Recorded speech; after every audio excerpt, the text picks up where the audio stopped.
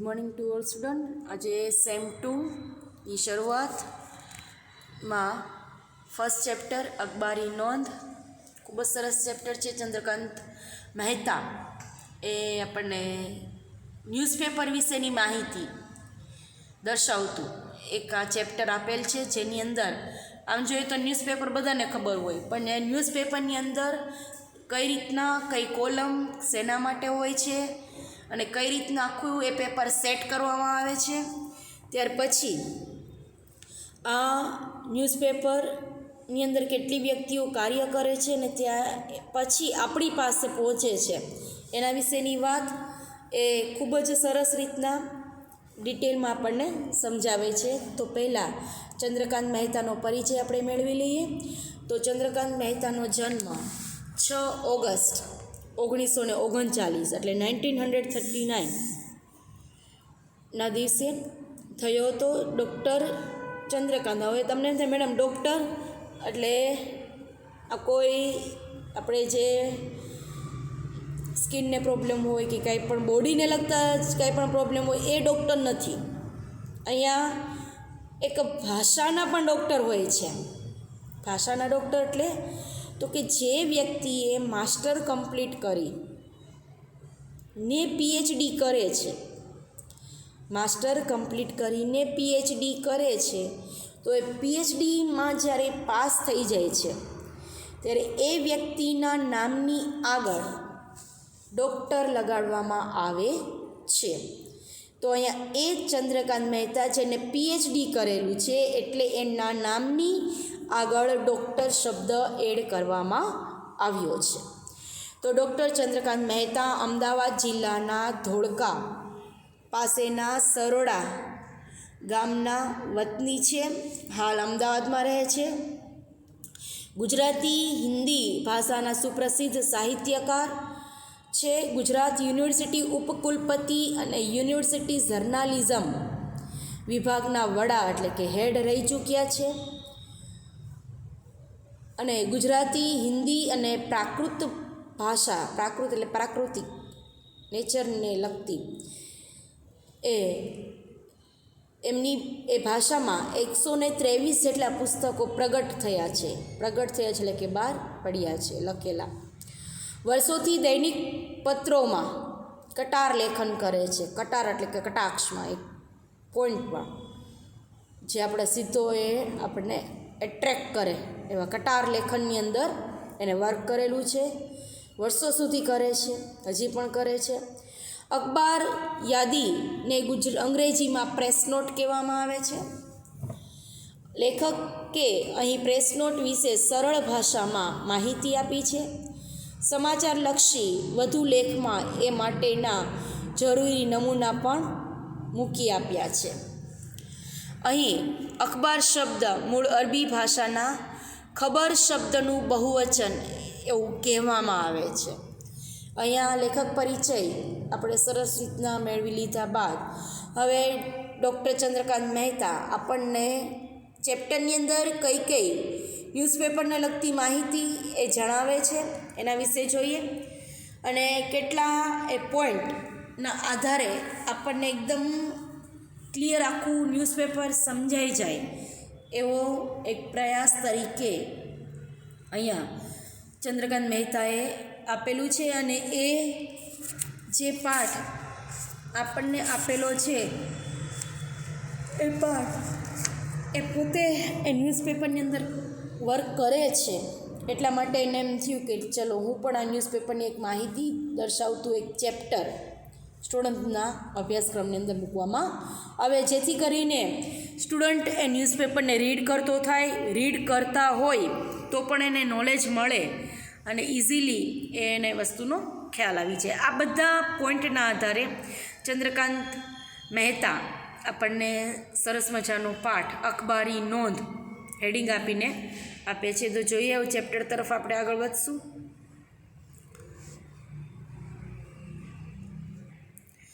અખબાર શબ્દ મૂળ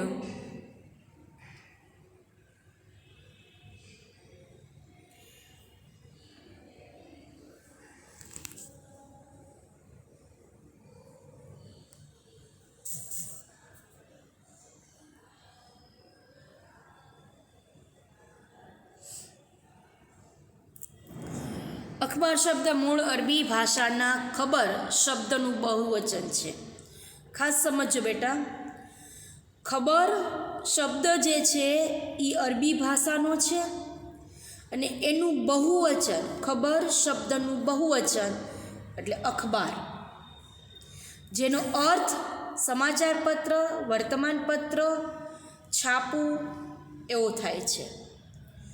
ગુજરાતી ભાષામાં વપરાતો સમાચાર શબ્દ એ સંસ્કૃત શબ્દ સમ પ્લસ આચાર પરથી બનેલો છે. સમાચાર શબ્દ જે આપણે બોલીએ છીએ એ સમાચાર શબ્દ સંસ્કૃતમાંથી બનેલો છે અને જ્યારે સંસ્કૃતમાંથી શબ્દ બન્યો ત્યારે સમ પ્લસ આચાર આ બે શબ્દોને પ્લસ કરીને નવો શબ્દનું સર્જન એ થયેલું જે સમાચાર શબ્દ એ બન્યો. ગુજરાતી ભાષાની માતા તરીકે સંસ્કૃત છે. ગુજરાતી ભાષાની માતા તરીકે એ સંસ્કૃત ભાષા છે. તો સ્વાભાવિક છે, જેમ એક બાળકમાં માતાના સંસ્કાર એનો ચહેરો હોય, બરાબર, તો એ રીતના ગુજરાતી ભાષામાં પણ સંસ્કૃત ભાષાનો સમાવેશ છે જ. તો સમાચાર શબ્દ આપણે ગુજરાતીમાં બોલીએ છીએ પણ હકીકતે એ સંસ્કૃતમાંથી જ આપણી ગુજરાતી ભાષામાં સમાવેશ પામેલ છે, જેનો એક અર્થ માહિતી થાય, વિવરણ થાય. વિવરણ એટલે કે ડિટેલમાં જે આપણે સમજાવીએ છીએ તે માહિતી, વિવરણ, ખબર એવો પણ થાય છે. અંગ્રેજીમાં સમાચાર માટે ન્યૂઝ શબ્દ પ્રચલિત છે. હવે આ ન્યૂઝ શબ્દ જે બન્યો છે NEWS એ શોર્ટ છે, એટલે નોર્થથી N, ઈસ્ટથી E, W થી વેસ્ટ અને S એટલે કે સાઉથ. આ ચારેય દિશાની માહિતી ભેગી થાય ત્યારે એ ન્યૂઝ શબ્દ આ રીતના ઇંગ્લિશ ભાષાની અંદર એનું સર્જન એટલે કે રચના થઈ છે. તો આ રીતના એ ન્યૂઝ શબ્દ, સમાચાર શબ્દ અને ત્યાર પછી એ ખબર, આ ત્રણેય શબ્દ વિશેની માહિતી એ તમને ખ્યાલ આવી ગયો હશે. ત્યાર પછી આગળ જોઈએ, માણસમાં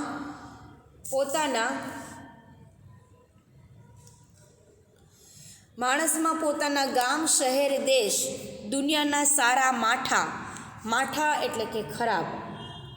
અહીંયા જે શબ્દ આવે છે માઠા એટલે કે ખરાબ. તો ખરાબ સમાચાર જાણવાની જે ઉત્સુકતા એટલે કે ઈચ્છા હોય છે એ સમાચાર પત્ર દ્વારા માણસની જિજ્ઞાસા અને સંતોષાય છે. માણસ જેમ સમાચાર જાણવા ઉત્સુક હોય છે, ઉતાવળો હોય છે, એમ પોતાના કે પોતાની સંસ્થાના સમાચાર અન્યને જણાવવામાં તેમજ ઉમળકો, આનંદ પ્રાપ્તિ, સિદ્ધિ કે સુખ દુઃખના અન્યને ભાગીદાર બનાવવાનું પણ ઈચ્છે છે.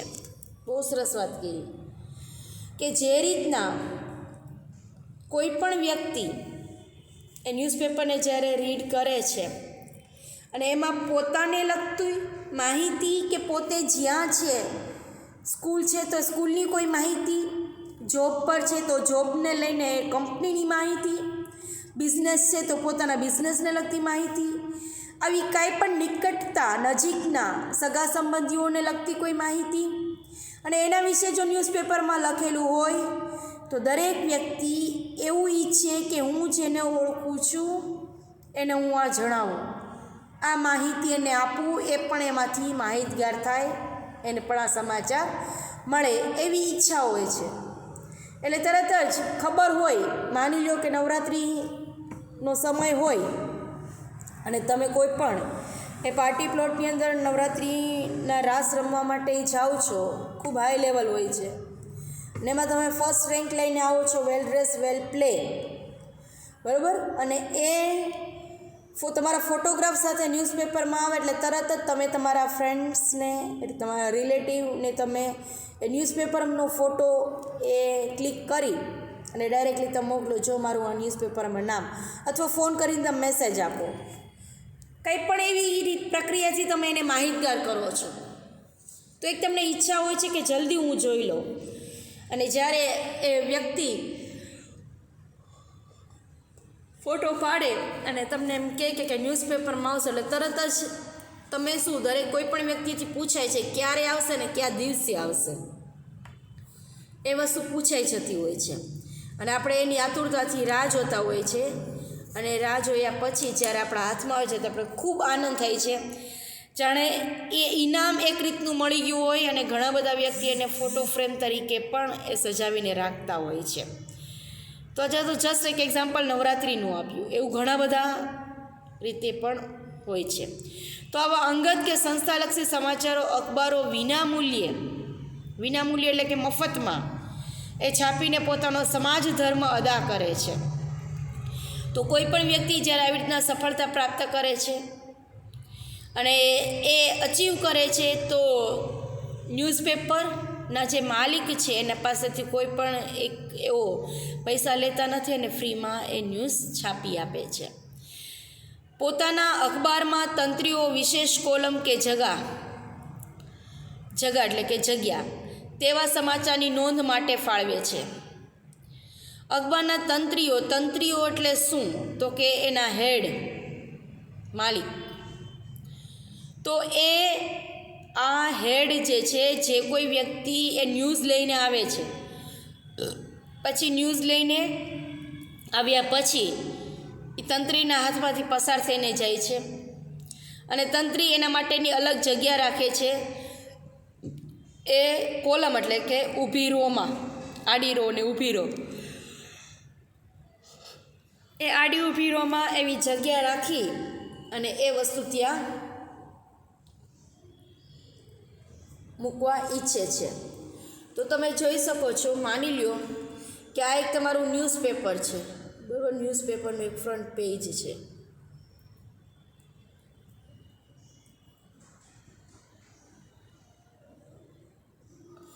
આ ન્યૂઝપેપરના આ ફ્રન્ટ પેજની અંદર તમે જોઈ શકો છો, અહીંયા એનું આખું હેડિંગ, નામ ને એ બધું આવ્યું, ગુજરાત સમાચાર કંઈ પણ છે, સંદેશ, બરાબર, ટાઈમ્સ ઓફ ઇન્ડિયા, બધું કંઈ પણ. ત્યાર પછી આવી કોલમ તમને જોવા મળે છે. આ રીતના કોલમ આપે છે. અહીંયા એડવર્ટાઇઝ પણ હોય છે.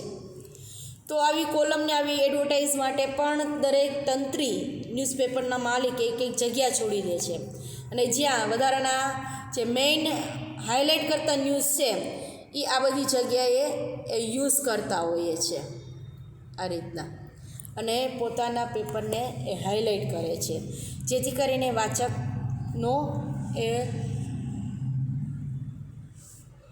કરીને વાચકની ઈચ્છા એ જળવાઈ રહે. અને રેગ્યુલર વ્યક્તિ હોય છે ને યરલી મંથલી કે યરલી આખું પેકેજ લીધું હોય એવરીડે ન્યૂઝનું, તો એ વસ્તુને અસર કરે છે. કારણ કે નેક્સ્ટ યર પણ એ પાછું બંધાવે એ માટે પણ. અને જે છૂટક વ્યક્તિ જે રોજ ન લે પણ એમ થાય કે કોક દિવસે આપણે ન્યૂઝપેપર પરચેસ કરવું છે, એવા વ્યક્તિ પણ હોય છે.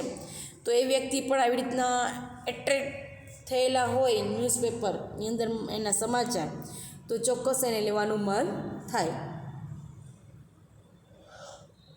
એક્ઝામ્પલ આપું તો કે માની લો કે ન્યૂઝપેપરની અંદર પહેલું એવો સમાચાર હોય હેડિંગમાં કે કોરોનાને લીધે અધર કન્ટ્રીની અંદર, કોઈ પણ એવી કન્ટ્રી હોય કે ચીન છે, માની લો કે ચીનની અંદર 500 માણસોનું મૃત્યુ, બરાબર. તો એમાં તમને ડિટેલમાં જાણવાનું એ મન થાય કે 500 માણસ કઈ રીતના મૃત્યુ પામ્યા, કઈ જગ્યાએ, ક્યાં ગામ, શું, આવી બધી માહિતી મેળવવાનું તમને હર કોઈને મન થાય. એટલા માટે એ ફ્રન્ટ પેજ છે એને હાઇલાઇટ વધુ કરતા હોઈએ છે.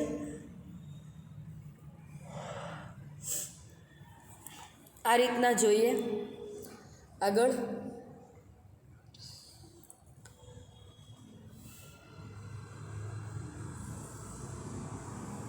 તો પોતાના અખબારમાં તંત્રીઓ વિશેષ કોલમ કે જગ્યા તેવા સમાચારની નોંધ માટે ફાળવે છે, જેને સમાચાર નોંધ પણ કહેવાય છે. અને આવી સંક્ષિપ્ત સમાચાર નોંધ અખબાર અખબારો પ્રસિદ્ધ કરતા હોય છે. ઉપરાંત સરકારી, અર્ધ સરકારી તેમજ સંસ્થાઓ વિવિધ પ્રકારની માહિતી વાચકોની જાણ માટે મોકલે છે. હવે અહીંયા કીધું સરકારી અને અર્ધ સરકારી અને સંસ્થાઓ, તો દરેક સંસ્થા પોતાનું જે કંઈ કાર્ય કરે છે એ કાર્યને દરેક વ્યક્તિ સુધી પહોંચાડવાનું એક માધ્યમ છે ન્યૂઝપેપર, એક માધ્યમ છે ટેલિવિઝન, એક માધ્યમ છે રેડિયો, અને હવે આ વોટ્સઅપ, ફેસબુક, ઇન્સ્ટા, ટ્વિટર, આ બધાથી માહિતી જલ્દી પહોંચી જાય છે. તો આ ન્યૂઝપેપરની અંદર પણ દરેક સંસ્થા, સરકારમાં કામ કરતા દરેક વ્યક્તિ, એટલે સરકારી કામકાજને લગતી માહિતી, આ બધું જ છાપવામાં આવે છે. અહીંયા અર્ધ સરકારી કીધું. અર્ધ સરકારી એટલે શું? તો કે જે જગ્યાએ જે ઓફિસ, બિલ્ડિંગ કંઈ પણ છે એ બિલ્ડિંગ સરકારનું ના હોય. સમજો પૂરી વાત બેટા, બિલ્ડિંગ સરકારનું ના હોય, બિલ્ડિંગ કોઈ એક વ્યક્તિની માલિકીનું હોય, પણ એ બિલ્ડિંગની અંદર જ્યારે એ વર્ક થાય છે, એ વર્ક આખું સિસ્ટમેટિક ગવર્મેન્ટના આધારે હોય, ગવર્મેન્ટ રૂલ્સના આધારે હોય, તો એને અર્ધ સરકારી કહેવાય. જસ્ટ એક્ઝામ્પલ કે આપણી વિદ્યાનિકેતન સ્કૂલ છે, બરાબર, એ વિદ્યાનિકેતન સ્કૂલ એ વિમલ સરના પરિવારની, કપૂર ફેમિલીની છે, બરાબર, પણ એની અંદર જે વર્ક થઈ છે ટીચિંગને લગતું, એના રૂલ્સ રેગ્યુલેશન જો ગવર્મેન્ટને લગતા એની સાથે હોય તો આપણી સ્કૂલ અર્ધ સરકારી કહેવાય. તો અમારા ટીચરોએ પણ એ ગવર્મેન્ટના રૂલ્સ મુજબ બધી ડિટેલ અને એ પ્રમાણે અમારે ફોલો કરવું પડે. એના ડોક્યુમેન્ટ્સથી લઈ તમામ કાર્યવાહી જે ગવર્મેન્ટ યુઝ કરતી હોય છે એ મુજબ અમારે કરવું પડે અને એ રીતના રહેવું પડે. તો આ સ્કૂલ એ અર્ધ સરકારી કહેવાય, કે જેની અંદર વર્ક જે ચાલે છે સરકારના નીતિ નિયમ પ્રમાણે ચાલે છે એ રીતે.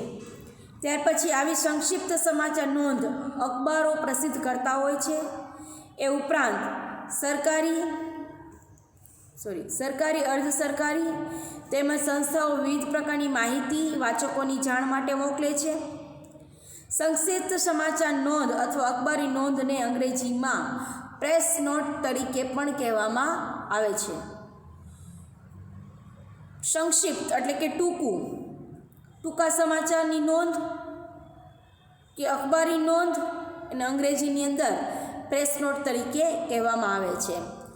અખબારી નોંધના કોલમમાં સામાજિક, શૈક્ષણિક, ઉત્સવ, ઉજવણીઓ, ધાર્મિક, સાંસ્કૃતિક બાબતો, વ્યાખ્યાન, ઇનામ વિતરણ, શુભેચ્છાઓ ઇત્યાદિ એટલે કે વગેરે વિષયક સંક્ષિપ્ત નોંધ પ્રકાશિત કરવામાં આવે છે. ટૂંકમાં મૃત્યુ કે અવસાન તેમજ તે નિમિત્તે વેચાણ કે શ્રદ્ધાંજલિ નોંધ પણ વિનામૂલ્યે અલગ શીર્ષક સાથે અખબાર છાપે છે.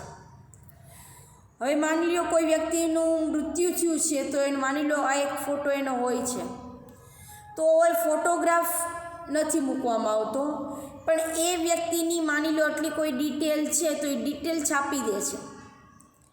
એક્સિડન્ટ થયું હોય છે તો એક્સિડન્ટની ડિટેલ પોતે છાપે છે ફ્રીમાં, બરાબર. આ રીતના એ ન્યૂઝપેપરવાળો વ્યક્તિ, એ તંત્રી, માલી, એ પોતે એ વર્ક કરતા હોય છે. અને આમ આવી અખબારી નોંધ પ્રગટ કરવા માટે તંત્રી જોગ, વિનંતી પત્ર અને તેની સાથે સંક્ષિપ્ત સમાચાર નોંધ મોકલવી જરૂરી છે.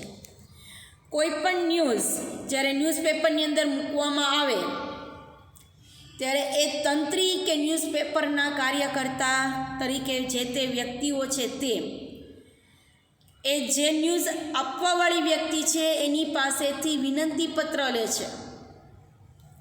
આ વિનંતી પત્ર એટલે શું? તો કે બાહેધરી પત્ર. વિનંતી પત્ર, બાહેધરી પત્ર આ બેયનો સમજાણો મેડમ. તો એક રીતના આપણે કહીએ આપણી સાદી ભાષામાં તો એક એપ્લિકેશન કે જેની અંદર એવી માહિતી હોય કે એપ્લિકેશનની અંદર કે જેમાં જે ન્યૂઝ છપાય છે એના બધા જ પુરાવા હોય, બરાબર. તો એ વિનંતીપત્ર કહેવાય. બધા પુરાવા એટલે હું એમ કહું કે ન્યૂઝપેપરમાં જઈને એમ કહું, એક એક્ઝામ્પલ છે કે મારા દાદાજી સસરાનું મૃત્યુ થયું છે, તો તમે આ ન્યૂઝ છાપી દો, એક્ઝામ્પલ. તો હું એમને ઓરલી કહું તો એ માને નહીં, એમ કે લેખિતમાં આપો, એપ્લિકેશન તરીકે આપો, તમારા દાદાનું મરણ ડેથ સર્ટિફિકેટ આપો, તો હું ફ્રીમાં છાપી દઉં, કારણ કે એની જવાબદારી હોય છે. અને રોંગ ન્યૂઝ જો ન્યૂઝપેપરની અંદર ડિક્લેર થઈ જાય તો એની અંદર પોલીસ કેસ પણ થાય છે. એટલે બધા પુરાવાઓ પ્રૂફ સાથે એ વર્ક કરતા હોય છે, જેથી કરીને એને ફ્યુચરમાં એવી કોઈ પ્રોબ્લેમ ન પડે, એ માટે થઈને. તો ન્યૂઝપેપરના તંત્રીને મોકલવા માટેનું જે વિનંતીપત્ર છે એની અંદર 5 થી 6 પોઈન્ટ આપેલા હોય છે, અને 5 થી 6 પોઈન્ટને ધ્યાનમાં રાખવાનો હોય છે. એમાં 6 પોઈન્ટની અંદર પહેલો પોઈન્ટ છે કે સમાચાર મોકલનાર વ્યક્તિ કે સંસ્થાનું નામ, સરનામું. જે કોઈને આપણે સમાચાર મોકલીએ છીએ, બરાબર, એ વ્યક્તિ એ સંસ્થા કે પોતાનું નામ અને સરનામું લખવું જરૂરી છે, બરાબર. ત્યાર પછી જોઈએ આગળ. પહેલો પોઈન્ટ આપણે વાત કરી કે જે તે સમાચાર મોકલનાર વ્યક્તિ કે સંસ્થાનું નામ અને સરનામું. બીજો પોઈન્ટ કે છે આપણને સમાચાર નોંધ પ્રકાશિત કરવાની તારીખ. કે દિવસે તમારે આ સમાચાર નોંધ ન્યૂઝપેપરની અંદર જોઈએ છે એની તારીખ. ત્યાર પછી સમાચાર નોંધનો શક્ય હોય તો એ વિભાગનો ઉલ્લેખ, કયા વિભાગમાં મૂકવું છે. ન્યૂઝપેપરની અંદર અલગ અલગ વિભાગ હોય છે, જેમ સ્કૂલની અંદર આર્ટ્સ, કોમર્સ, સાયન્સ વિભાગ હોય છે ને, primary section, prep section, nursery, secondary, higher secondary, બરાબર. તો કોઈ પણ વ્યક્તિ એડમિશન લેવા આવે તો પૂછે તો ખરી કે આ સેક્શનમાં તમારે એડમિશન જોઈએ છે. પ્રાઇમરી સેક્શન, પ્રી પ્રાઇમરી, બરાબર, સેકન્ડરી, હાયર સેકન્ડરી, આ રીતે. તો અહીંયા સમાચાર નોંધ તમારે મોકલવી છે, તો એ નોંધને પ્રકાશિત એટલે કે ન્યૂઝપેપરમાં આપવી છે કઈ દિવસે, તો એની તારીખ. ત્યાર પછી શક્ય હોય તો વિભાગનો ઉલ્લેખ, કયા વિભાગમાં એ તમારે ન્યૂઝ એ છાપવા છે. ધાર્મિકની અંદર, સ્પોર્ટ્સમાં, ટેલિવિઝનની અંદર, બરાબર, આ રીતના શિક્ષણ ખાતામાં, એટલે કે શિક્ષણ ખાતાનું આખું પેજ આવે એ રીતના, તો ત્યાં. પછી ચોથો પોઈન્ટ કે છે જે તે સમાચાર વિષયક પુરાવાના કાગળ.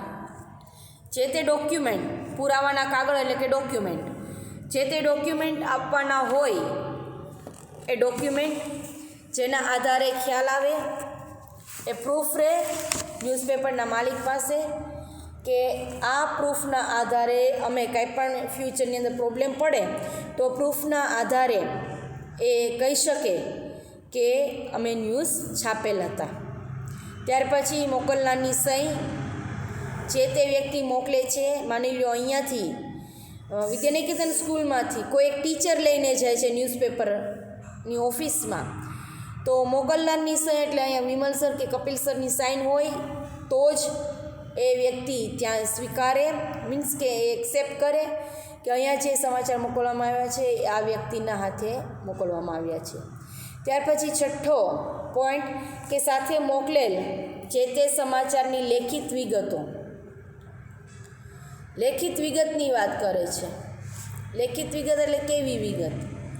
તો કે લખાણમાં, બધી જ માહિતી લખાણમાં હોય, ઓરલી કાંઈ નહીં.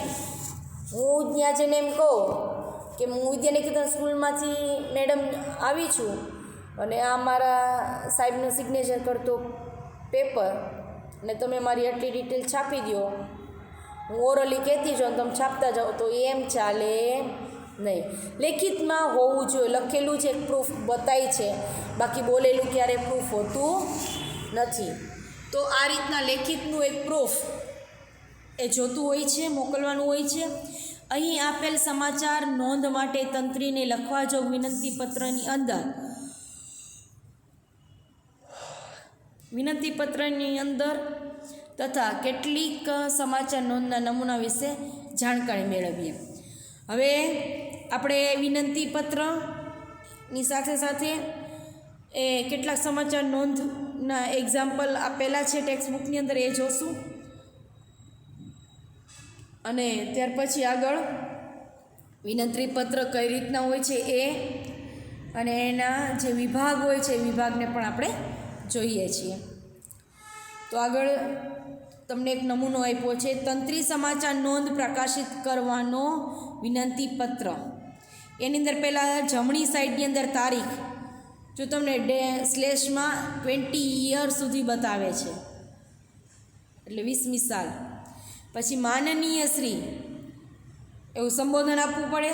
ત્યાર પછી અખબાર કે સમાચાર પત્ર એનું નામ આપવું પડે, સરનામું લખવું પડે આખું પિનકોડ સાથે. ત્યાર પછી આ સાથે મોકલેલ સમાચાર નોંધ આપના લોકપ્રિય સમાચાર નોંધ કોલમમાં તારીખ, જે દિવસે પ્રકાશિત કરવાનું છે એ દિવસની તારીખ લખી આભારી કરશો જી અને આપનો વિશ્વાસ હું અને એમ કરી અને સાઇન કરીને મોકલી દેવાનું રહેશે.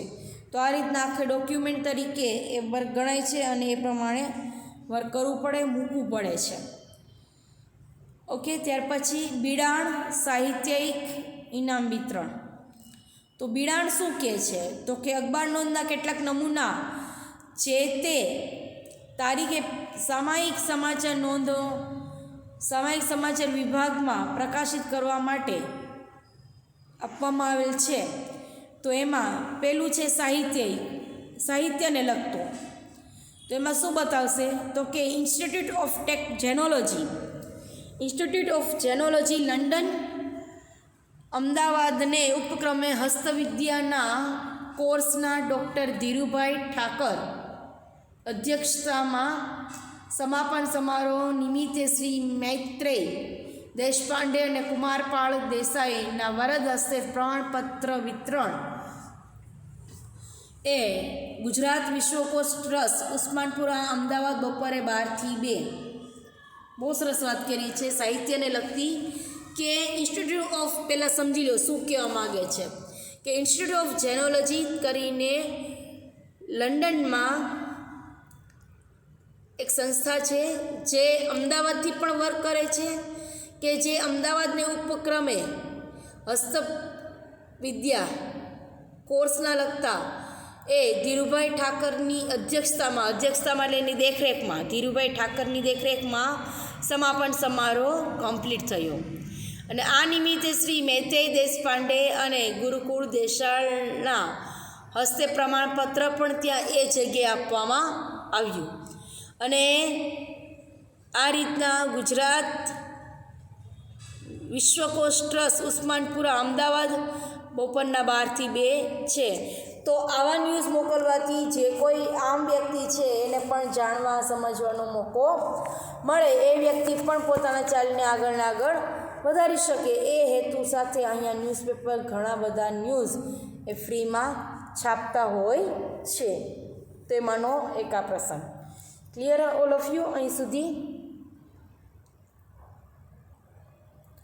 Clear all of you? અહીં સુધી ડન બધાને?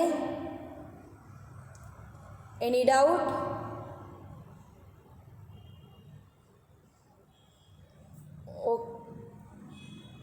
ઓકે.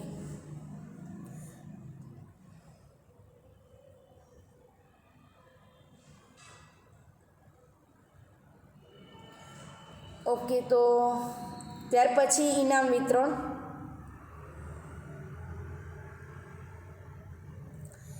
ઇનામ વિતરણની અંદર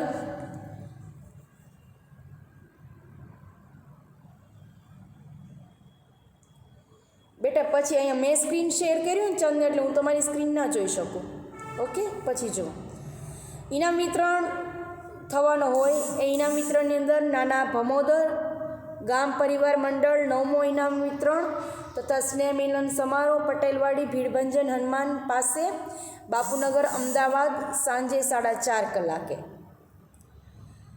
બરાબર. તો આપણને ખબર પડી જાય કે અમદાવાદની અંદર સાંજે 4:30 વાગ્યે ભમોદર ગામ પરિવાર મંડળનો 9મો ઇનામ વિતરણ છે અને સાથે સ્નેહ મિલનનું પણ આ કાર્યક્રમ છે, જેનું એડ્રેસ છે પટેલવાડી, પીળભંજન, હનુમાન મંદિર પાસે, બાપુનગર, અમદાવાદમાં, સાંજે 4:30 વાગે. ત્યાર પછી વ્યાખ્યાન એટલે કોઈ એક ટોપિકને લઈને એનું એક્સપ્લેન કરવું કોઈ એક વ્યક્તિ દ્વારા, બરાબર, તો એને વ્યાખ્યાન કહેવાય. તો ધી થિયોસોફિકલ સોસાયટી અમદાવાદના ઉપક્રમે અંબાલાલ ખત્રીનું જે કૃષ્ણમૂર્તિ પર વક્તવ્ય, એટલે કોણ કરશે સંસ્થા કઈ, તો કે ધી થિયોસોફિકલ સોસાયટી અમદાવાદના એ સોસાયટીનું વર્ક કોણ સંભાળે છે, ક્યાંથી, તો કે અમદાવાદમાં, બરાબર. તો એ સંભાળનાર વ્યક્તિ તો કે અંબાલાલ ખત્રીનું જે કૃષ્ણમૂર્તિ પર વક્તવ્ય વિષય, જે કૃષ્ણમૂર્તિ પર વક્તવ્ય કરવાનું છે અને વિષય શું છે, the first and the last freedom, A topic ઉપર વ્યાખ્યાન થશે. અને કઈ જગ્યાએ, તો કે લલિતા કોમ્પ્લેક્સ, મીઠાખળી, 6 રસ્તા, નવરંગપુરા, અમદાવાદ. ટાઈમ રહેશે સાંજે 6:30 કલાકે. બરાબર સ્ટુડન્ટ. તો અહીં સુધી આટલું. આજે ફરી પાછું એક વખત જેની પાસે ટેક્સ્ટ બુક અવેલેબલ હોય તો એ રીડિંગ કરી લેજો, ન હોય તો વિડીયો તમને ગ્રુપમાં મૂકવામાં આવશે, તો વિડીયોને પણ જોઈ લેજો અને વાંચી લેજો, જેથી કરીને તમને એકદમ આખું ચેપ્ટર ક્લિયરલી સમજાઈ જશે. નેક્સ્ટ લેક્ચરમાં આપણે આગળ વધશું. ઓલ ધ બેસ્ટ અને ગોડ બ્લેસ યુ બેટા.